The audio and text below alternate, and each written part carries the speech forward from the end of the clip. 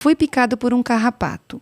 Eu tenho que observar os sintomas. Quanto tempo, Carol? Então, habitualmente, quanto tempo é muito depois grande, que né, você o tempo foi? de incubação. Esse é o grande problema. É de 2 a 14 dias. Isso é bem de problema, incubação. gente. Então, a gente pode ter um sintoma quase que imediato, porque 2 dias depois é muito pouco tempo, mas pode durar 2 semanas para aparecer o sintoma. Então, o grande problema da febre maculosa é que, assim, gente, é difícil fazer o diagnóstico, porque nem sempre se pensa nessa doença.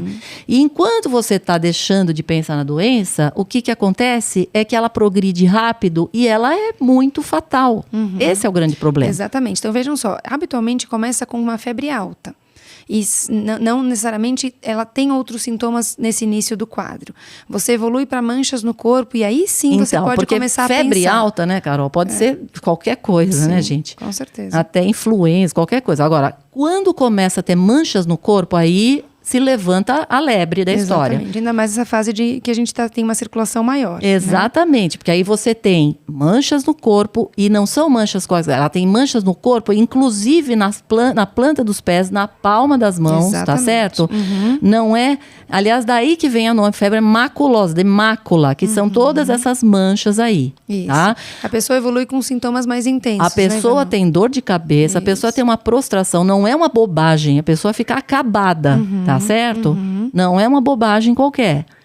E assim, nessa hora, gente, já dá para pensar na febre maculosa. Quem tá ali avaliando o paciente, já dá para começar a se ligar. Onde ele esteve, por onde ele passou, tá certo? Exatamente. Porque se a gente não intervir nessa hora, que eu tenho sintomas sistêmicos, mas eu ainda não tenho um quadro tão grave de inflamação dos pequenos vasos, que a gente chama de vasculite, eu ainda posso reverter o quadro. Na hora que meu paciente continua evoluindo com os sintomas característicos da doença, e ele evolui com vasculite, que pode comprometer o cérebro, pode ter disfunção renal, eu posso ter disfunção de múltiplos órgãos, levando até a morte, se eu não fizer uma intervenção no momento adequado, realmente ela se torna uma doença irreversível e fatal. Nessa e é situação, esse grande medo da população atualmente. Então, por exemplo, não está indicado você dar, por exemplo, um antibiótico se você não tem certeza. Se a pessoa, eu vi um carrapato na minha pele, pronto, já vou tomar antibiótico. Isso não deve ser feito. Isso atrapalha. Isso vai acabar mal.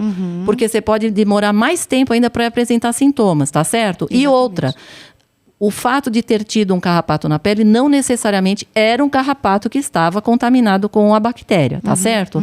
Agora, uma vez que você já tem alguns sintomas, você começou a com febre, já tem lesões na pele, gente, se existe uma hipótese diagnóstica de que pode ser febre maculosa, sim, está indicado já tomar o antibiótico adequado até que você tenha a confirmação do diagnóstico. Aí é outra história, porque nós já estamos com a doença já aparecendo. E se você não agir rápido, isso a gente fala principalmente para os médicos, se você não agir rápido, você perde o paciente. Exatamente. Tá certo? Exatamente. Tá? É isso, então, né? É esse o tratamento. Agora, o que a gente pode fazer para melhorar a condição, para diminuir o risco? Então, como a Ivani falou no início, não é uma doença nova, não é uma doença que não acontecia no Brasil, na verdade é uma doença que acontece, que já existiram outros momentos de uma circulação maior, mas que não se falou muito. Agora a gente tem aí esse assunto sendo vinculado na mídia de maneira muito intensa e é por isso que a gente trouxe esse episódio.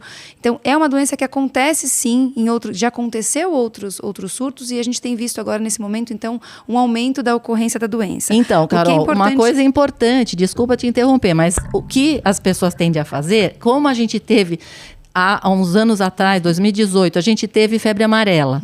E aí começaram a matar os macacos. Você lembra disso, Carol? Opa, os coitadinhos que não tinham nada, tá certo? Nesse caso aqui, matar as capivaras resolve a história? Não adianta matar a capivara. Na verdade, isso é contra a lei, né? Você pode ser preso por isso e não adianta matar a capivara. Como a gente falou, é um problema ambiental. Eu tenho que controlar o ambiente. É isso que a gente quer deixar bem claro. Então, eu tenho que dar um jeito. Primeiro, é a gente que está no lugar errado. Foi a gente que foi invadir o habitat da capivara e do carrapato e a gente se contaminou. Então, o ideal é você controlar o carrapato. Você ter uma atenção especial e alguma forma de controlar o carrapato, porque assim você vai quebrar o ciclo de transmissão da doença. A capivara não vai passar diretamente para você, assim como eu não passo se eu estiver contaminado por uma outra pessoa. Exatamente. Eu preciso do carrapato. Então, a maneira mais fácil e eficaz é evitar as áreas que aconteceu alguma contaminação de risco, ou que sejam sob suspeita de circulação da doença, e fazer um controle adequado do carrapato. É a forma mais eficaz de controlar a doença.